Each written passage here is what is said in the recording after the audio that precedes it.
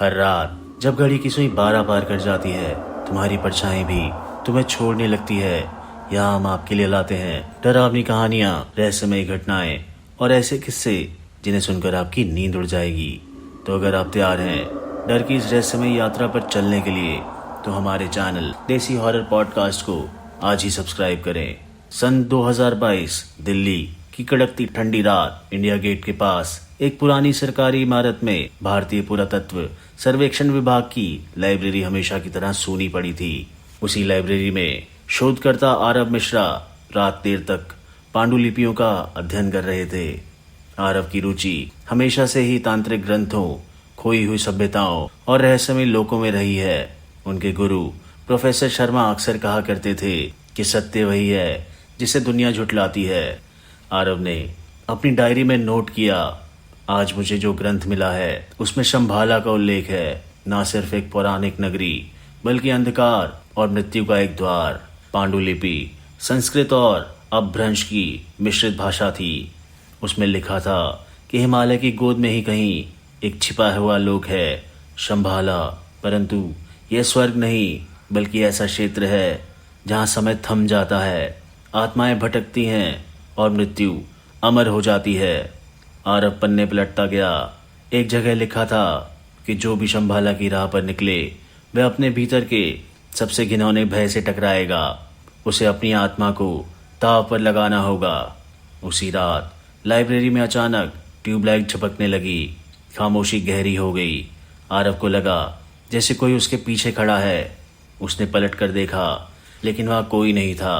पर अगले ही क्षण उसने महसूस किया कि पांडुलिपि के पन्ने खुद ब खुद पलट रहे थे। एक जगह अक्षर लाल रंग में चमक उठे। वहां लिखा था, तुम चुने जा चुके हो। आरव का दिल जोर जोर से धड़कने लगा। उसने झटके से किताब बंद कर दी, लेकिन वह वाक्य उसकी आंखों के भीतर जैसे जलकर लिख गया हो। अगले दिन आरव ने अपने गुरु प्रोफेसर शर्मा से मिलने का प्लान बनाया। शर्मा जी एक रिटायर्ड इतिहासकार थे जो अब ऋषिकेश के पास रहते थे। जब आरव ने पांडुलिपि का जिक्र किया तो शर्मा जी का चेहरा पीला पड़ गया। उन्होंने बोला, क्या तुमने उसे पढ़ लिया है? आरव बोला, हाँ, उसमें शंभाला। शर्मा ने उसे रोक दिया और बोले, शंभाला एक कोई पौराणिक कथा नहीं, यह एक जाल है। वहां से कोई लौट कर नहीं आता। मैं 50 साल पहले उस राह की झलक देखी थी और तभी मेरी जिंदगी बर्बाद हो गई थी। आरव ने हैरानी से पूछा, क्या आप मुझे वहां ले जा सकते हैं? शर्मा जी ने ठंडी सांस छोड़ी और बोले, नहीं, अगर तुम वहां गए तो मौत से भी बदतर अंजाम होगा। लेकिन आरव जुनूनी था। उसने ठान लिया था कि वह शंभाला का रहस्य खोलेगा। कुछ दिन बाद आरव ने अपने दोस्तों मीरा, जो कि एक पत्रकार थी, कबीर, जो कि एक फोटोग्राफर था, और तरनजीत, जो कि एक गाइड था, उनके साथ हिमालय की यात्रा पर निकल पड़ा। कहते हैं शंभाला का द्वार केवल पूर्णिमा की रात को ही खुलता है, और वह भी तब जब व्यक्ति के भीतर का भय जाग चुका हो। पहली रात जब वे उत्तराखंड की घाटियों में पहुंचे तो होटल के कमरे में मीरा ने अजीब सा दृश्य देखा।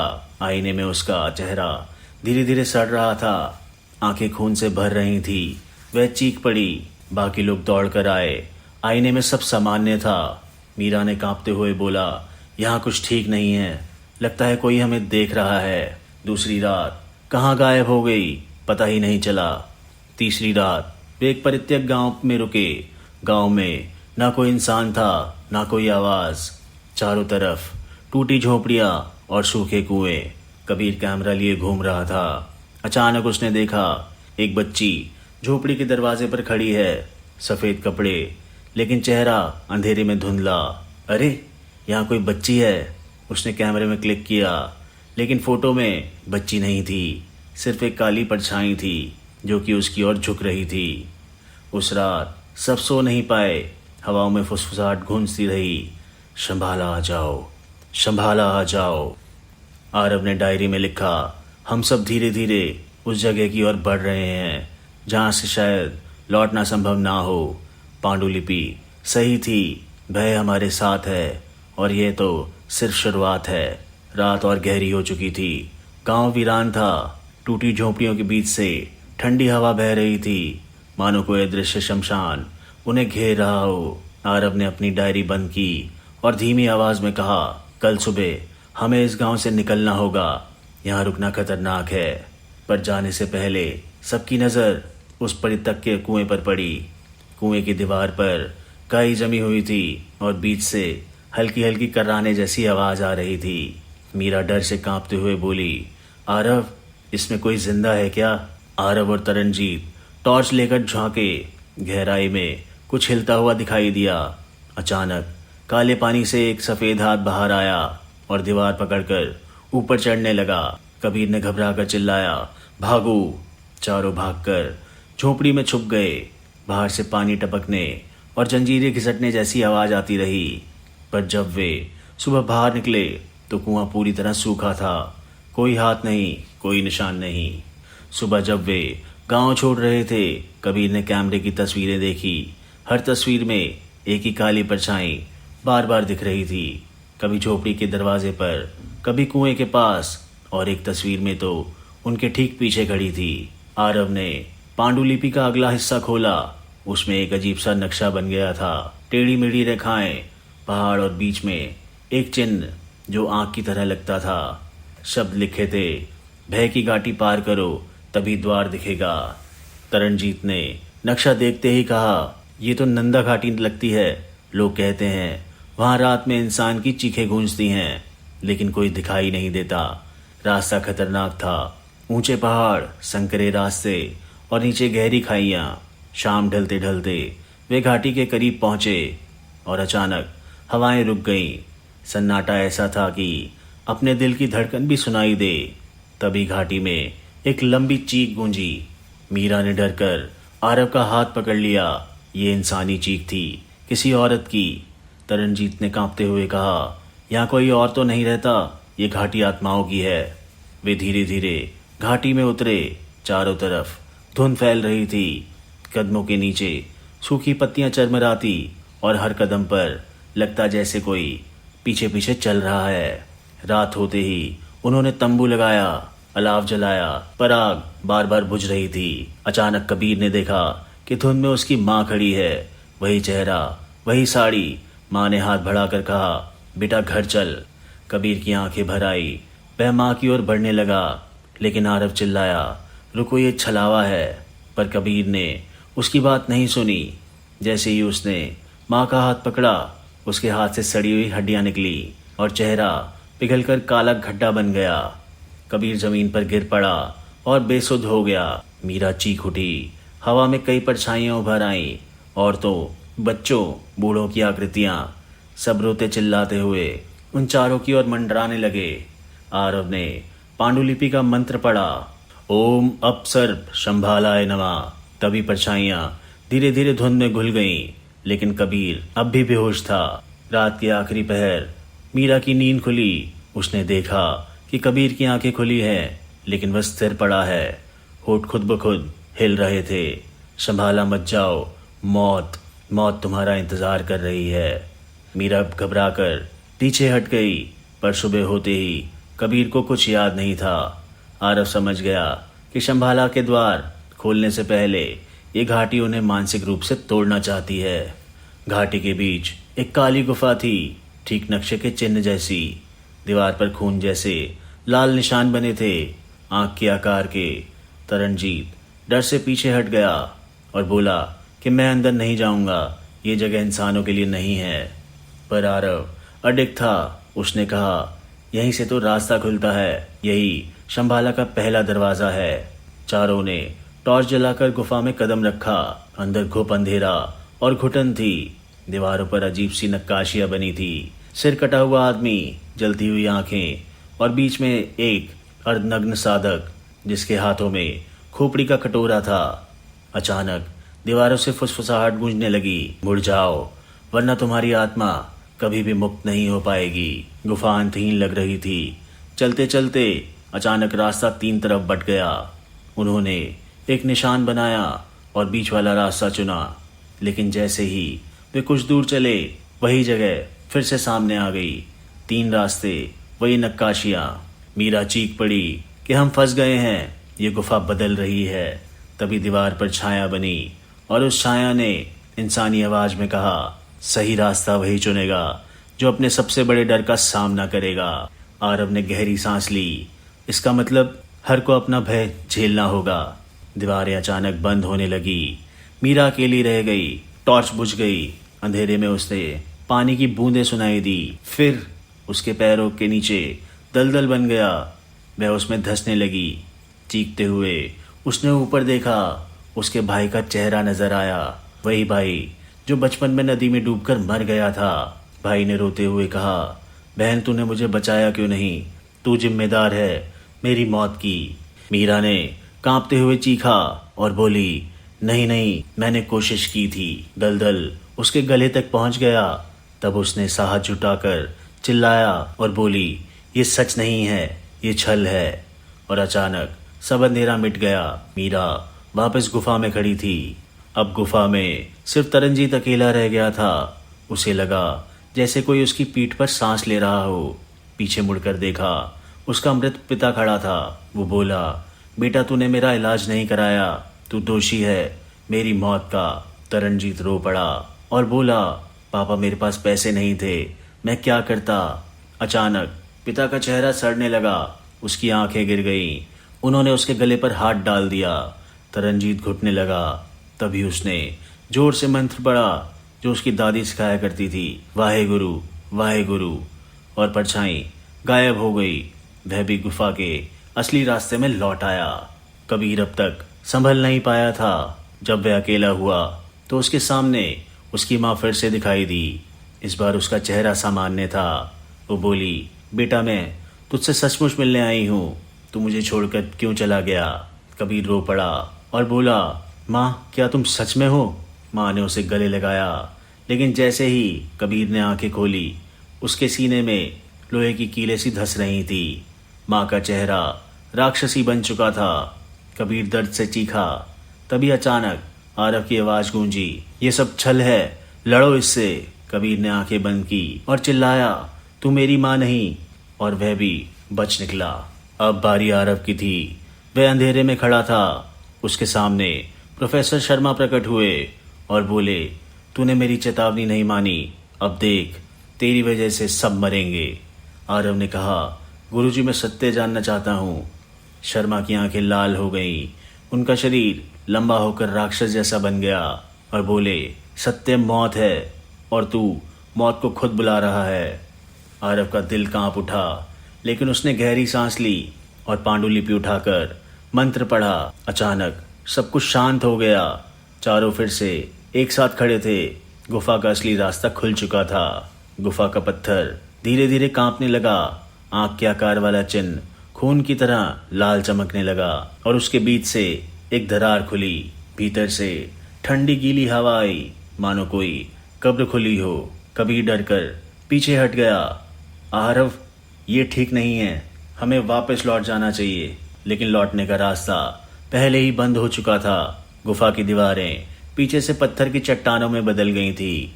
अब केवल एक ही रास्ता बचा था, अंधेरे के उस द्वार में प्रवेश करना। चारों ने टॉर्च जलाकर कदम रखा, लेकिन अजीब बात यह थी कि टॉर्च की रोशनी केवल कुछ इंच तक ही जाती थी, मानो अंधेरा खुद रोशनी को निगल रहा हो। मीरा ने धीरे से कहा, यह अंधेरा जीवित है। जैसे जैसे वे चलते गए, हवा और भी भारी होती गई। हर सांस गले में अटकती थी। दीवारों पर अजीब सी आकृतियां उभर रही थी, मानव नहीं पर मानव जैसी। लंबे हाथ, चौड़ी आंखें और फटी हुई जीभ। तरनजीत ने कांपते हुए कहा, यह जगह नहीं, कब्रिस्तान, नरक है। अचानक जमीन कांपी और गुफा की दीवारों से हड्डियों का झरना गिर पड़ा। खोपड़ियां उनके पैरों के चारों ओर लुढ़कने लगी। अंधेरे में एक गहरी आवाज गूंजी और बोली, कौन हो तुम जो शंभाला के द्वार को छूने आए हो? चारों ने इधर उधर देखा। सामने एक विशाल आकृति उभरी। उसका शरीर पत्थर जैसा था। आंखें अंगारों की तरह जल रही थी। हाथ में लोहे का त्रिशूल। आरव ने हिम्मत जुटाकर कहा, हम सत्य की खोज में आए हैं। प्रहरी गर्जा, सत्य वही देख सकता है जिसने मृत्यु को गले लगाया हो। क्या तुमने मृत्यु देखी है? कबीर कांप गया। मीरा पीछे हट गई, लेकिन आरव ने कहा, हाँ हम सब अपने भय से गुजर चुके हैं, अब हमें रोक मत। प्रहरी ने त्रिशूल जमीन पर मारा, गुफा कांपी और एक और दरवाजा खुला जिसके पार धुंध और लाल रोशनी फैली थी। प्रहरी बोला, जाओ, मगर याद रखना, शंबाला से लौटना नामुमकिन है। जैसे ही वे उस दरवाजे से गुजरे, सबकी सांसें थम गई।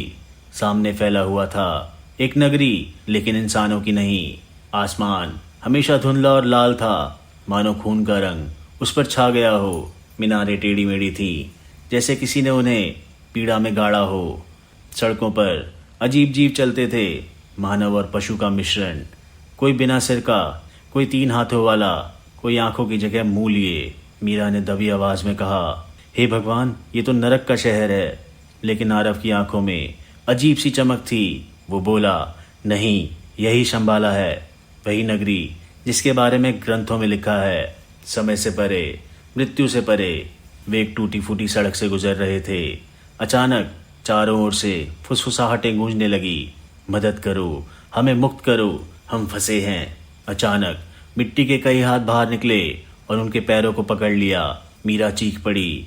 हाथ खून से सने हुए थे, नाखून लंबे और तेज। तरनजीत ने जोर से अपने बूट मारे और खुद को छुड़ाया। आरव ने पांडुलिपि से एक मंत्र पढ़ा। जैसे ही उसने शब्द बोले, जमीन से निकली आत्माएं कराहकर पीछे हट गईं। पर एक आत्मा उनके सामने खड़ी हो गई। उसका चेहरा जला हुआ था, आंखें खाली खड्डे जैसी थी। वो बोला, मैं राजा त्रिलोचन हूँ, जिसने शंबाला का द्वार खोला वही यहीं कैद हो गया। जो भी यहाँ आया आज तक वापस नहीं लौटा है। मीरा ने कांपते हुए कहा, क्या यहाँ से निकलने का कोई रास्ता नहीं है? आत्मा ने कहा, निकलने का रास्ता नहीं, बस समर्पण। तुम्हारी आत्माएं अब इस नगरी का हिस्सा बनेंगी। और ये कहकर वह धुंध में गायब हो गई। आगे बढ़ते हुए उन्होंने देखा कि एक बाजार है, पर वहाँ इंसान नहीं बल्कि अजीब जीव सामान बेच रहे हैं। कटे हुए सिर, सड़ी हुई हड्डियां और नाखून से भरे पात्र। कुछ जीव उन्हें घूर रहे थे, जैसे उन्हें पहचानते हो। अचानक कबीर रुक गया और उसकी आंखें फैल गईं। ये तो मेरे दादा हैं। सामने एक बूढ़ा खड़ा था, वही शक्ल, वही आवाज, और बोला, कबीर, तू यहाँ कैसे? कबीर रो पड़ा, दादाजी आप तो मर चुके थे। बूढ़े ने मुस्कुरा कर कहा, हाँ, और अब तू भी मेरे साथ रह। उसने कबीर का हाथ पकड़ लिया।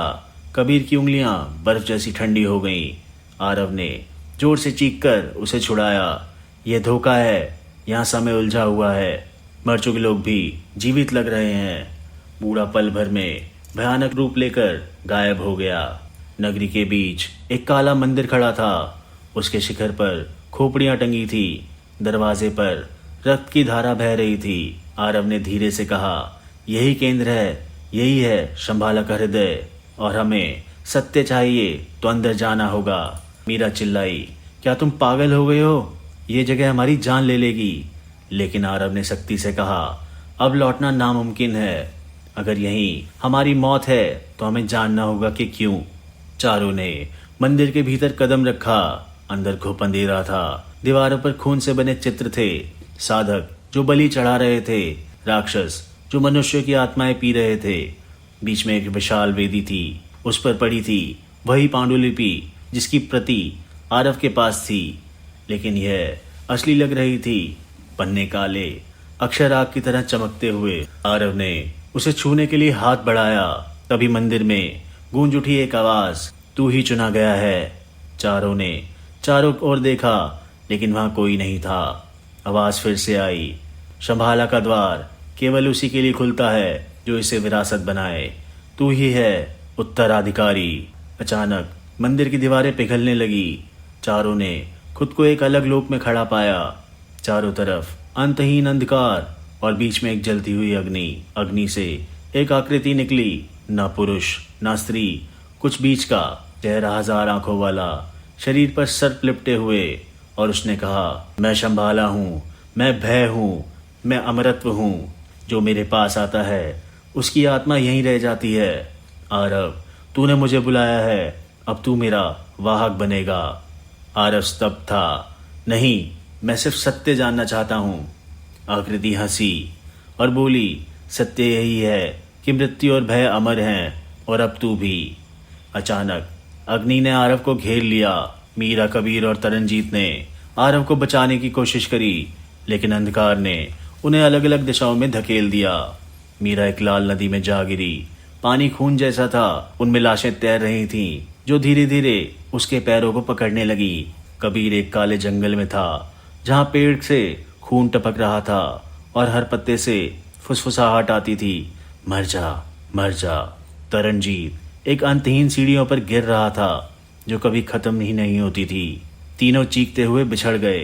आरव अग्नि के बीच खड़ा था। शंभाला की आकृति उसके सामने थी और बोली, या तो तू समर्पण कर और अमर बन, या फिर तेरी आत्मा यहीं भटकती रहेगी। आरव ने चारों ओर देखा। उसके दोस्त चीख रहे थे। उसने गहरी सांस ली और बोला, अगर अमरत्व का मतलब सबको खो देना है तो मैं ऐसे नहीं चाहता। उसने पांडुलिपि को आग में फेंक दिया। अचानक जमीन कांप गई। मंदिर चीखने लगा। शंभाला की आकृति दहाड़ उठी। मूर्ख, तूने शाश्वत सत्य को ठुकरा दिया है। मंदिर हिल रहा था। चारों दिशाओं से पत्थर गिर रहे थे। चीखें गूंज रही थी और जमीन लाल खून से भरती जा रही थी। आरव ने चारों ओर देखा। मीरा खून की नदी में संघर्ष कर रही थी। कबीर काले जंगल में खो गया था और तरनजीत अनंत सीढ़ियों पर गिर रहा था। शंभाला की आकृति बीच में खड़ी थी। उसकी हजारों आंखें आग की तरह चमक रही थी और बोला, तुम भाग नहीं सकते। जो शंभाला आया वो मेरा हो गया। मीरा उस लाल नदी से बाहर निकलने की कोशिश कर रही थी, लेकिन हर लाश उसे पकड़ लेती थी। कुछ बच्चे, कुछ बूढ़े, कुछ जवान, औरतें, सबकी आंखें खोखली थी। एक महिला ने उसका हाथ पकड़ा और कहा, तू ही कारण है हमारी मौत का। तू ही पत्रकार है जिसने हमारी सच्चाई छापी और फिर हमें जला दिया गया। मीरा कांप गई। उसे याद आया कि कई साल पहले उसने एक खबर छापी थी जिसमें गांव वालों पर डायन प्रथा का खुलासा हुआ था। उसके बाद पूरा गांव आग में झोंक दिया गया था। मीरा रोते हुए चीख पड़ी, नहीं, मैं निर्दोष थी। मैंने तो सच्चाई ही उजागर करी। लाशें हंसने लगी। सच हमेशा मौत देता है। मीरा की सांस टूटने लगी। तभी उसने जोर से चिल्लाया, ये सच नहीं, छल है, मैं दोषी नहीं हूँ। और अचानक नदी सूख गई। मीरा जमीन पर गिर गई, हांफते हुए। कबीर अंधेरे जंगल में दौड़े जा रहा था। पेड़ हिलते हुए उसके पीछे आते। पत्तों से आवाज आती, मर जा, मर जा। अचानक उसके सामने उसका छोटा भाई खड़ा था। वही भाई जिसने बचपन में आत्महत्या कर ली थी। भाई ने कहा, तू बड़ा भाई था, तेरा फर्ज था मुझे बचाना, तू दोषी है। कबीर के पैरों तले जमीन पिघलने लगी। वह चीखते हुए गिरने ही वाला था कि उसने आंसू रोककर कहा, नहीं, मैं दोषी नहीं। मैंने जो कर सका मैंने किया था। तूने खुद अपना रास्ता चुना था। भाई का चेहरा डरावना राक्षस में बदल गया और धुंध में गायब हो गया। जंगल भी धीरे धीरे मिट गया और कबीर अपने घुटनों के बल गिर गया। तरनजीत लगातार गिरता जा रहा था। अनंत सीढ़ियां, उसका कोई अंत नहीं। उसके कानों में आवाज गूंज रही थी, तू निकम्मा है, तू अपने पिता को नहीं बचा सका, तू कायर है। तरनजीत रोते हुए चिल्लाया और बोला, मैंने कोशिश की थी, मैं गरीब था, मैं मजबूर था। आवाज गूंजी, मृत्यु बहाना नहीं सुनती। अचानक सीढ़ियां टूट गईं और तरनजीत शून्य में गिरने लगा। लेकिन तभी उसने आंखें बंद की और अरदास की, वाहेगुरु, मेरे दिल की सच्चाई देखो। एक रोशनी उसकी छाती से निकली और सीढ़ियां गायब हो गईं। वह फिर से मंदिर के फर्श पर आ गिरा। आरव भी आग के घेरे में था। शंभाला की आकृति उसके चारों ओर घूम रही थी। तूने सत्य को ठुकराया है, पर सत्य से भाग नहीं सकता। आरव ने गहरी सांस ली। अगर सत्य यही है तो मैं इसे स्वीकार करता हूँ, पर मैं तेरा दास नहीं बनूंगा। आकृति हंसी, तेरे पास विकल्प नहीं है, या तो तू शंभाला बनेगा या तेरी आत्मा भस्म हो जाएगी। आग और तेज हो गई। आरव की त्वचा जलने लगी। लेकिन तभी मीरा, कबीर और तरनजीत वहां आ पहुंचे। तीनों ने मिलकर आरव का हाथ पकड़ा और मीरा बोली, आरव, अगर तू अकेला लड़ेगा तो हार जाएगा, लेकिन हम सब मिलकर लड़ेंगे।